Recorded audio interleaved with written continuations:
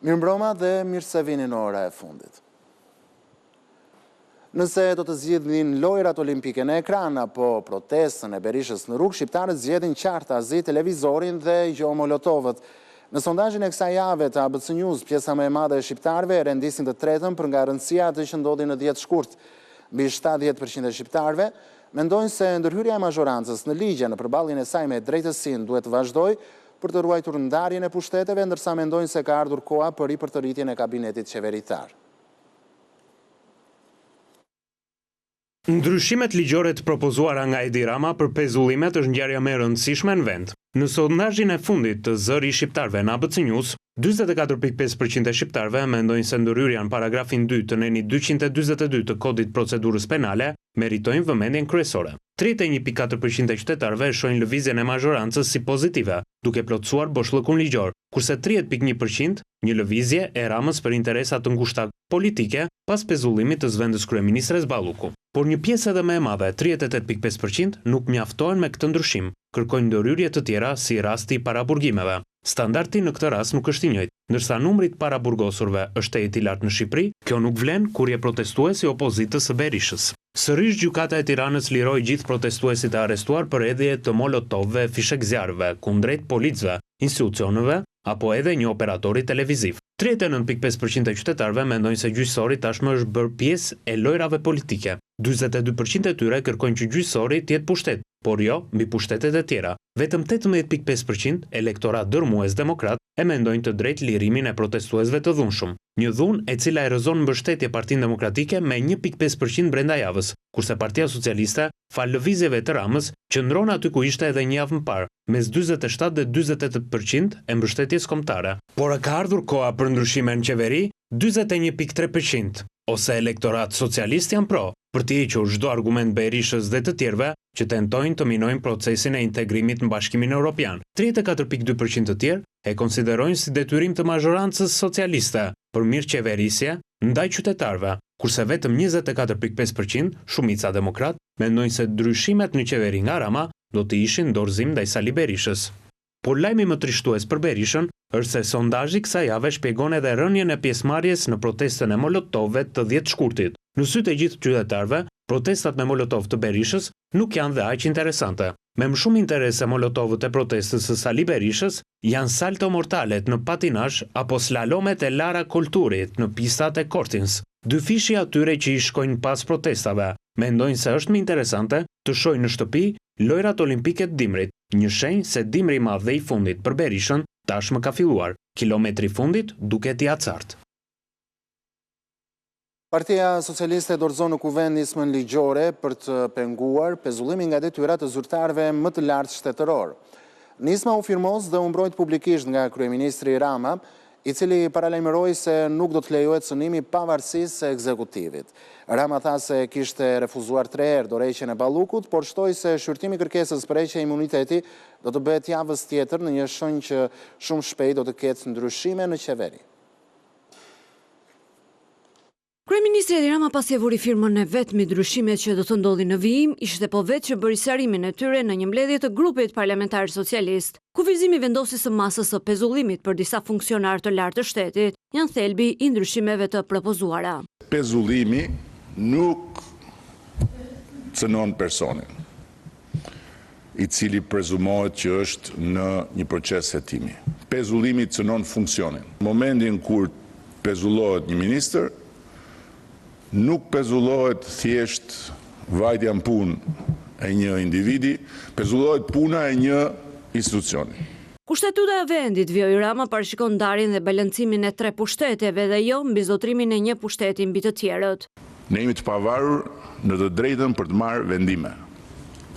Vendimet tona janë sovrane dhe nuk ka prokuror dhe nuk ka gjykatës që t'i vërin diskutim dot.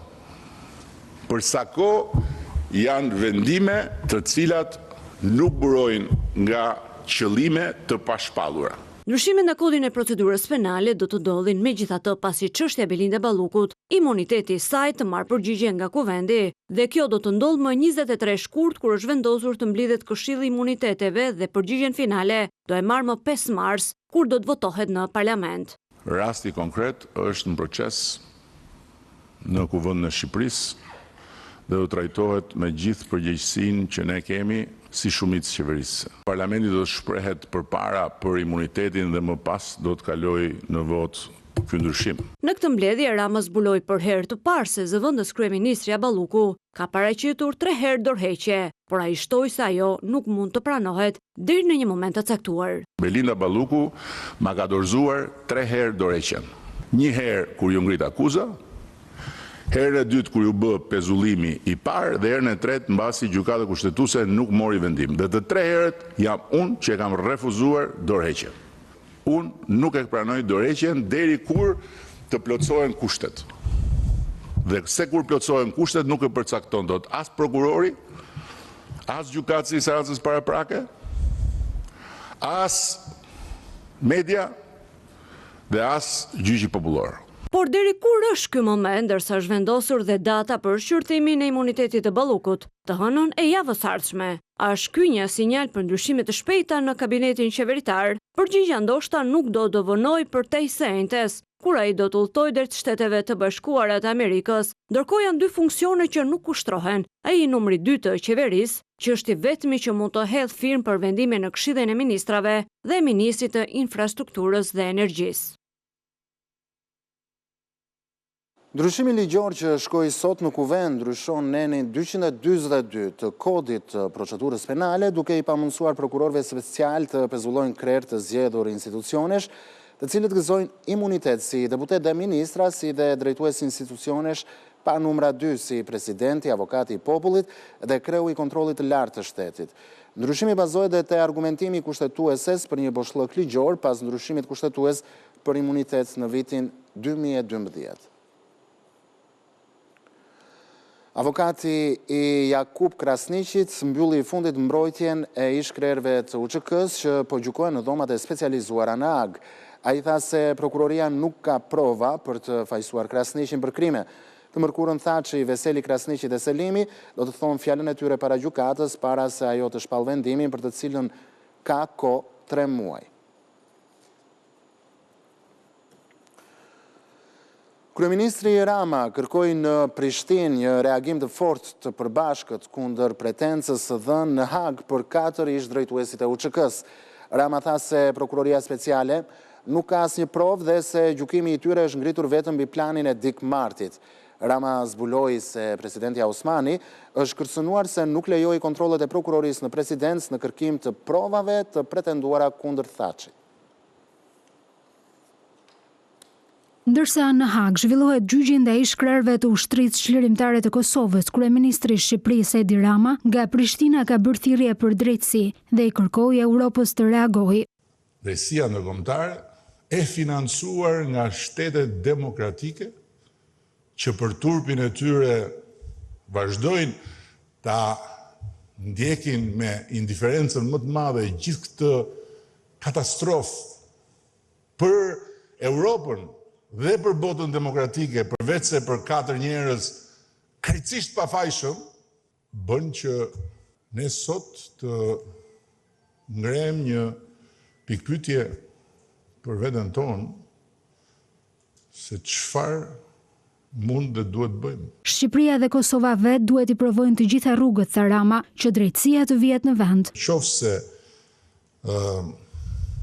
për perëndimin flas, në qofse Hashim Thaçi, Kadri Veseli, Jakub Krasniqi dhe Recep Selimi duhet varrosen për zgjalli për luftën dhe për çfarë ka ndodhur gjatë luftës në Kosovë, atëherë duhet të vazhdojnë arrestimet. Duhet arrestohet Bill Clinton, duhet arrestohet Javier Solana, duhet arrestohen Tony Blair, nuk diskutohet, kryeministrat e tjerë të vendeve që I dhanë dritën jeshile bombardimeve. Ndërsa prokuroria speciale ka kërkuar 45 vite burg për secilin prej ish krerëve të UÇK-s, kryeministri Rama tha se ajo s'ka provuar asnjë prej akuzave ndaj tyre. Gjyqi sipas kryeministrit të Shqipërisë është politik. Kjo është pengmarrje për arsye politike jo të perëndimit si i tërë, po të atyre forcave që kanë dashur të barazojnë dy gjëra që nuk barazojnë dot. Dhunën etnike të një makinerie lufte tërësisht fashiste dhe luftën shqirimtare të një ushtrie e cila emrin e ka pasur ushtri, por në fakt ka qenë një mobilizim popullor. Rama shkoi mëtej duke treguar aty që tha se në Kosovë është sekret shtetëror. Presidenti i Kosovës është kërcënuar. Dhe këtë gjë nuk e dini sepse nuk është thënë asnjëherë, por po e them sot. Është kërcënuar sepse nuk ka lejuar që prokurorët të dhunonin zyrën e institucionit president Kosovës, se me demek do kërkonin edhe aty provat e krimeve kundër njerëzimit. Kryeministri Rama ishte i pranishëm në promovimin e librit Kur heshtja flet, të autorit Ahmet Shala, akademik e ish ambasadori i Kosovës, që ka shkruar mbi gjykimin në Hag kundër udhëheqjes së UÇK-s. Albin Kurti uroi Edi Ramën për fitoren e mandatit të 4, edhe pse me 9 muaj vonesë. Urimet janë shkëmbyer në Prishtinë, ku Rama gjendet një ditë para festës pavarësisë dhe mitingu të paralajmëruar në mbështetje të krerëve të UÇK-s. Të dy kryeministrat që nuk takoshin prej kohësh kanë hedhur pas të shkuarën. Sali Berisha kështu aleatin e vetëm që i kishte mbetur pa uruar Ramën për fitore. U desh vizita e kryeministrit Edi Rama në Kosovë, që Albin Kurti ta uroi për fitoren e zgjedhjeve të 11 majit në Shqipëri. Me 9 muaj vonesë, Kurti uroi Ramën për mandatin e 4 të qeverisës. Me mandatet tona të ri për të rira, përmes bashkëpunimit ndërqeveritar dhe ndërshtetëror, le të shërbejmë edhe më teje më shumë qytetarëve në të dy republikat dhe kombit ton mbar. Ndërkohë vet Rama nuk u kursye për t'i uruar për herë të dytë fitoren e Kurtit në dhjetor. Duket sa akujt janë shkrirë. Kurti thotë se është gati për të hedhur pas për plasjet e së shkuarës. Diskutuan për marrëveshjen bilaterale që kemi dhe fushat se ku mund t'i shtojmë ato, për mundësitë e reja dhe si t'i shfrytëzojmë sa më mirë, si dhe për sfidat e përbashkëta dhe mënyrat për t'i tejkaluar ato sa më lehtë. Me herët kryeministri u ndal edhe tek presidentja e Kosovës, Vjosa Osmani. Kjo vizitë e Ramës erdhi në një moment kritik për Kosovën, një ditë para 18 vjetorit të pavarësisë, por gjithë vëmendja është në Hag, aty ku pak ditë më parë Prokuroria Speciale kërkoi 180 vite burg për 4 ish-krerë të ushtrisë shqirimtare të Kosovës: Hashim Thaçin, Jakub Krasniqin, Recep Selimin dhe Kadri Veselin, ndërsa të martën festimet e pavarësisë do i lënë vendin marshimit në mbështetje të ish-liderëve të ushtrisë shqirimtare të Kosovës në Prishtinë. Por sa herë Kurti me Ramën në Prishtinë afrohet, vetëm një në Tiranë ligështohet. Sali Berisha mbetet sërish i vetmuar, aleati i tij vetëm në Kosovë. Ka uruar Ramën për fitoren, kurse në Partinë Demokratike, kjo bie si ngushëllim doktorit për humbjen. Në vigjilje të festës pavarësisë, presidenti amerikan Donald Trump ka uruar Kosovën duke konfirmuar mbështetjen e Shteteve të Bashkuara për sovranitetin dhe integritetin territorial të saj. Në një letër dërguar presidentes Osmani, Trump shkruan se Shtetet e Bashkuara presin të zgjerojnë partneritetin me Kosovën. Pasi u bindën të vazhdojnë së bashku punën në parlament për reformën territoriale, deputetët e të dy palëve në komision ranë dakord sot për agjendën që do të kenë vazhdim. Pika me diskutueshme mes Partisë Socialiste dhe Partisë Demokratike mbetet numri i bashkive që do të ketë harta e re administrative. SPAK ka kërkuar 40 dëshmitar në procesin për dosjen Metamorfoza për të dëshmuar për vrasjet e Gjim Boriçit dhe Kleanthi Musabelliut. Sot në seancën në gjykatën e posaçme pati debatet e ashpra mes prokurorit dhe avokatit të Pëllum Gjokës. Gjykata e Tiranës ka pezulluar nga detyra një drejtor në Agjencinë e Mbikëqyrjes Policore. Gëzim Sala është në hetim me dyshimet se ka lejuar në shkelje të ligjit punësimin e Muçi Shaljanit që u vra në atentatin në Rinas bashkë me Gilmando Danin, krahun e djathtë të Emiliano Shullazit. Ish ministri i Shëndetësisë Ilir Beqaj akuzoi SPAK se ka ngritur akuza pa bazë ndaj tij për dosjen e sterilizimit. Beqaj i kërkoi gjykatës të inspektojë vetë kontratën për këtë koncesion, gjë që nuk e kanë bërë deri tani prokurorët. Kthimi i Eva Dumanit në Shqipëri ka rikthyer vëmendjen tek familjet që presin lajme nga të afërmit e tyre të larguar në Siri për t'u bashkuar luftës xhihadiste. Një moshuar nga një fshati i Pogradecit pret me mall kthimin e 3 nipave dhe mbesave dhe një stërmbes që lindi në vendin e largët.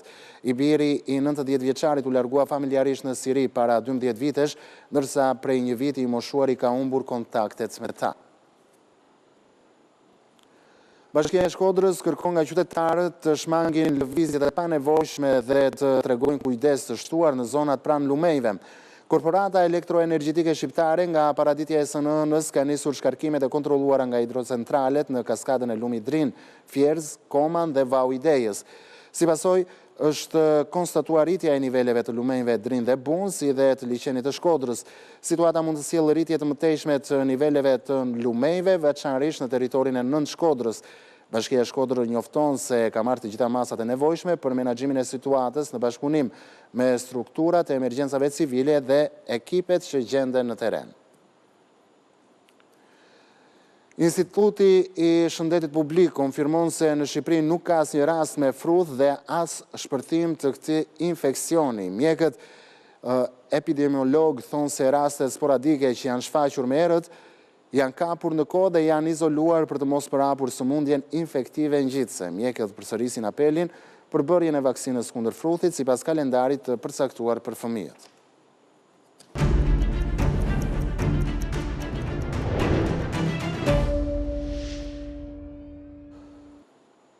Mirë, bashkohet me mua në program nëpërmjet një komunikimi të drejtë për drejtë nga Brukseli, avokati i njohur zoti Hidayet Beqiri. Avokat, mirëmbrëma, kënaqësi që jeni me mua drejt për drejt në ora e fundit. Kënaqësi për mua, që u gjej.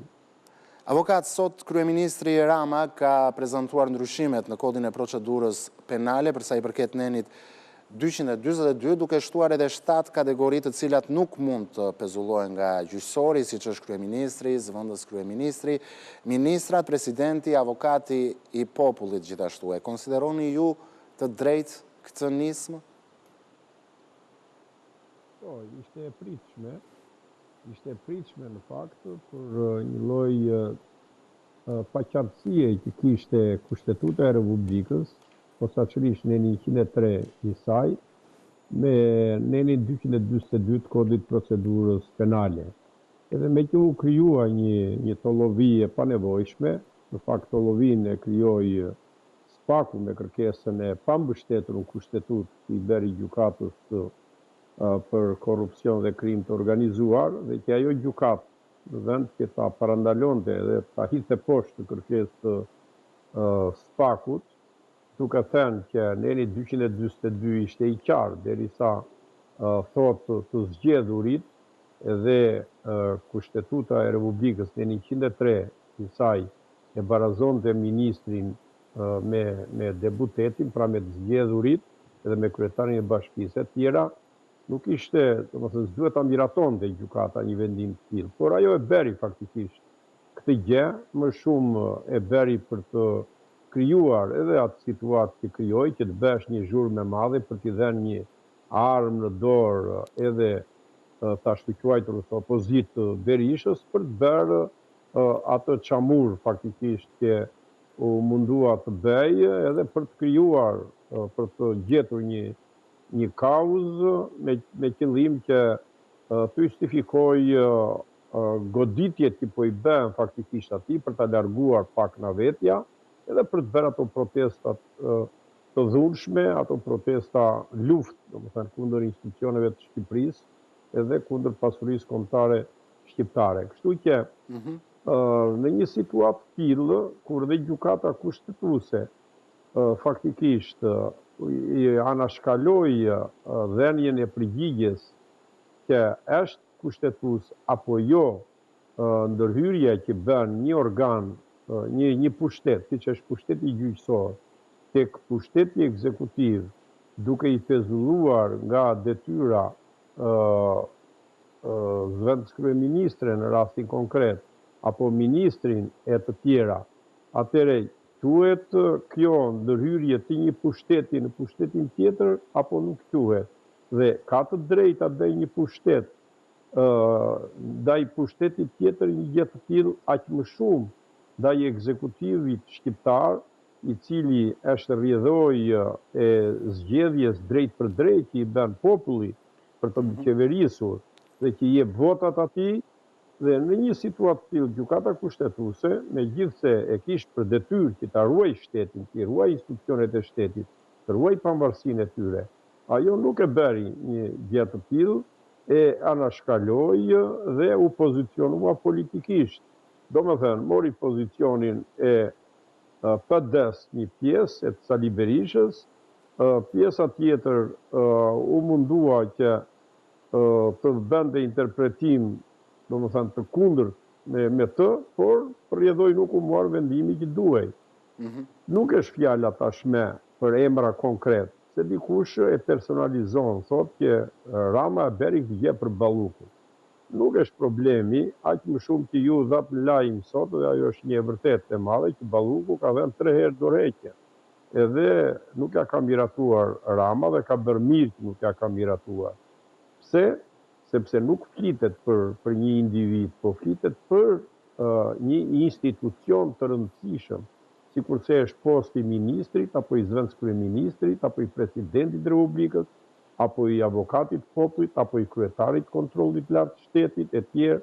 Janë institucione këto tepër të rëndësishme, të cilat nuk mundet kurrë në kurrës një pushtet tjetër gjyqësor, edhe për interesa meskine, edhe i nxitur nga politika, të arrijë të pezulloj funksionet, të pezulloj qeverisjen e vendit. Të pezulloj një, po thoni që gjyqësori, prokurorët nuk kanë të drejtë për të pezulluar një tjetër institucion kushtetues, por avokat dua të ndaj me ty edhe një tjetër ngjarje. Rama sot ishte në Kosovë në një moment kritik për Prishtinën dhe gjithashtu shtrin çlirimtare të Kosovës. Rama gjithashtu mori urimin e kryeministrit të Kosovës, Albin Kurti, për fitoren e zgjedhjeve të 11 majit, pavarësisht se me 9 muaj vonesë. Por nga ana tjetër, Berisha ka dënuar vizitën e Ramës në Prishtinë, por vetë ai ama nuk shkon aty dhe erën e fundit Berisha ka qenë për turizëm në bjeshkët e Istogut në Kosovë vitin e kaluar, por nuk ka patur deri më tani asnjë vizitë apo takim politik në Kosovë, dhe aq më tepër në një situatë kritike për vendin, kur siç e dim ish luftëtarët e UÇK-s po gjykojnë pa drejtësisht në Hag. Gjithashtu nesër shënohet dita e pavarësisë së Kosovës dhe aq më tepër i paraprin një proteste të madhe të qytetarëve apo të qytetarëve në mbar shqiptarin për sa i përket mbështetjes që ata i japin ish luftëtarëve të UÇK-s. Pse Berisha nga njëra anë dënon vizitën e Ramës në Kosovë në këtë ditë të shënuar, dhe nga ana tjetër vetë ai nuk ka zhvilluar asnjë takim politik, aq më tepër në këtë situatë të tillë për Kosovën. Po, problemi është që në fakt midis Albin Kurtit edhe Edi Ramës u krijua një akullnaj. Se sa e pranueshme apo e papranueshme ishte kjo, faktikisht folën shumë gjatë këtyre afro një vite ca. Në fakt, Berisha ka ndikuar në mënyrë të vazhdueshme tek Albin Kurti, edhe ka dashur që ai ta ketë në duart e veta Albin Kurtin. Dhe Albin Kurti faktikisht nga etja e tepruar që ka për pushtet, ai arriti të krijojë edhe një hendek jashtëzakonisht madh midis luftëtarëve të ushtrisë çlirimtare të Kosovës, posaçërisht ndaj atyre që faktikisht i dhanë pavarësinë Kosovës, e çliruan vendin nga pushtuesit serb me në krye Hashim Thaçin. Dhe me që e ka kundërshtar politik, Kurti bëri fajin e rend që nuk e mbrojti ashtu siç duhet këtë 4 udhëheqëse të ushtrisë qlirimtare të Kosovës, e la atë në duart e disa kriminalëve, do thoshja unë, serbë, me ndikim të madh në gjykatën e Hagës, apo edhe në duart e disa shërbëtorëve të tjerë tyre në politikën europiane, që krijuan një farës të madhe, sikur ushtria qlirimtare e Kosovës ka bërë krime, ka bërë gjenocid, ka bërë trafik të qenieve njerëzore e të tjera. Dhe Kurti nuk u pozicionua siç duhet në këtë drejtim. Kjo ka qenë edhe arsyeja që ata patën dhe një ftoje faktikisht me Ramën. Mirë po, Kurti e provoi vetë që nëse 2 qeverit tona, qoftë ajo e Kosovës dhe e Shqipërisë, 2 shtetet tona, nuk do t'jenë të lidhura në mënyrë të pasgjithshme dhe tëra institucionet e shtetit nuk do t'jenë në mënyrë që t'i koordinojnë edhe t'i rakordojnë punët me njëri tjetrin, sikur t'ishin një shtet i vetëm, atëre sidomos Kosova do t'ishte e dobët edhe përjedhoj ngeli pa qeverisje kaq kohë. Kështu që në këtë drejtim, vizita e Ramës ishte në kohën e duhur. E para, që i uroj rizgjedhjen për kryeministër Albin Kurtit dhe që e krijoi qeverinë, më në fund pra dolën nga kriza. E dyta, që të pozicionohet ashtu siç duhet Kosova në këtë situatë, kur kanë dëgjuar dhe prokurorët e Hagës, të cilët nuk janë prokuror, por prokuror do thoshja unë Slobodan Miloševićit, se ata me atë frym kanë folur dhe kanë vepruar faktikisht edhe në hetim e të tjera, edhe bashkëpunëtorët e tyre të tillë kanë qenë domethënë njerëz që i kanë dashur të keqen Shqipërisë dhe shqiptarëve dhe që kanë dashur që Shqipëria të mos çlirojë kurrë nga Serbia. Edhe një prej tyre ka qenë edhe mbetet edhe Sali Berisha. Avokat, duat të... Pikërisht njerëzit e Sali Berishës ishin ata që faktikisht kanë ndërtuar dhe akuzat kundër këtyre, një pjesë e mirë e atyre fakteve dhe thonjza, që nuk janë fakte, janë shpifje, i kanë ngritur për këtë gjykat që po gjykon sot Lulzim Basha, bia e Sali Berishës Argita Berisha, vendri Sali Berishës Jamar Maltezi, kunati i Lulzim Bashës e të tjera. Kështu që Saliu në këtë drejtim, ai nuk do kurrën e kurrës një lidhje dhe një bashkëpunim të Shqipërisë me Kosovën, sepse e kemi theksuar, nuk është propagandë, është misionar serb dhe ai, domethënë atë mision ka që të mos lejoj kurrën e kurrës që Shqipëria dhe Kosova të kenë marrëdhënie të mira dhe që nesër të bëhemi edhe një shtet. Dhe juve thatë që Berisha, thatë juve, vajti, domethënë vetë për të bërë ndonjë ekskursion aty në ai stogu.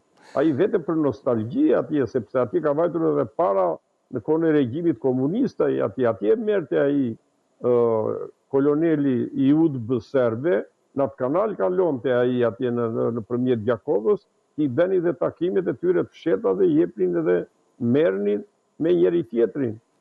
Avokat, duat të ndaj edhe diçka të fundit me ju pasi jemi në limitet të programit. Po afron 20 shkurti protesta e Berishës në Shesh, por ndërkohë po të bazohemi dhe tek sondazhi i fundit i bërë vetëm pak minuta në ABC News të zëri shqiptarëve, nëse shqiptarët do zgjidhin mes lojrave olimpike apo protestës së Berishës në rrugë për të ndjekur në televizion, sigurisht ata zgjedhin më tepër për të parë lojrat olimpike se sa protestën e Berishës. Por nga ana tjetër, në 19 shkurt Rama gjithashtu shkon në Shtetet e Bashkuara të Amerikës, duke takuar presidentin amerikan Donald Trump dhe duke firmosur për bordin e paqes. A mos vallë e gjitha kjo shfryn totalisht kauzën e doktorit në bulevard? Por nuk ka kauzë doktorin bulevard. Doktorin bulevard do që të krijoj një lloj kauze. Edhe këtë radhë ai i bëri përpjekjet maksimale në atë protestën e fundit të tij, duke tentuar të vrasë policë, duke tentuar të vrasë edhe të mitur, sepse i mori edhe i futi në grupin e zjarrit, i futi në radhët e para protest ata që të ngjelte ndonjëri prej tyre i vrarë dhe ta merrte pastaj arkivolin e tyre edhe ta përplaste te kryeministria siç përplasi arkivolin e Azemajdarit dhe e lan pavarrosur pastaj Azemin, e lan atje dhe varrosi komunalja, sepse atë kauzë kishte Saliu vetëm që të bënte grushin e shtetit me kufomën e tij. Ai të tilla kufoma do edhe do përpiqet ai që të ketë kufoma të tilla edhe në 20 shkurt. Mirë po, 19 shkurti jam i bindur që ati do t'ja presi, domethënë, të dyja duar gjakatare edhe do marri një mësim të dur, sepse tashme... Avokat, po thoni që në 20 shkurt Berisha do përpiqet që të bëj viktima nga radhët e veta, nga radhët e Partisë Demokratike?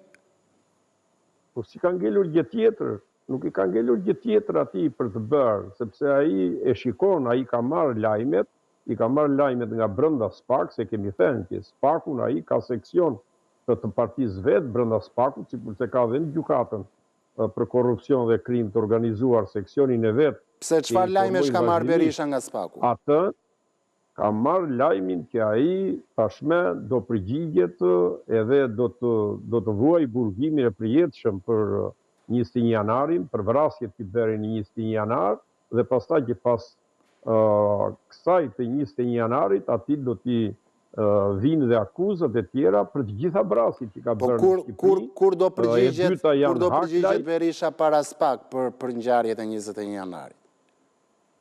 Po, dosja thuajseshe përfunduar dhe tashme edhe Shtetet e Bashkuara të Amerikës me ftesën që po i bëjnë edhe Edi Ramës atje, edhe nga mënyra se si po shkojnë, domethënë, problemet e Shqipërisë më në fund, edhe çfarë pritet ndodhi shumë shpejt në 2029 për të qenë anëtare e Bashkimit Evropian, nuk mund të bëj kurrë në kurrës Shqipëria në Bashkimin Evropian pa patur në burg të përjetshëm kriminalet që kanë bërë gjithë to krime të rënda, edhe kryekriminali është Sali Berisha, pa patur atë të arrestuar dhe në burg.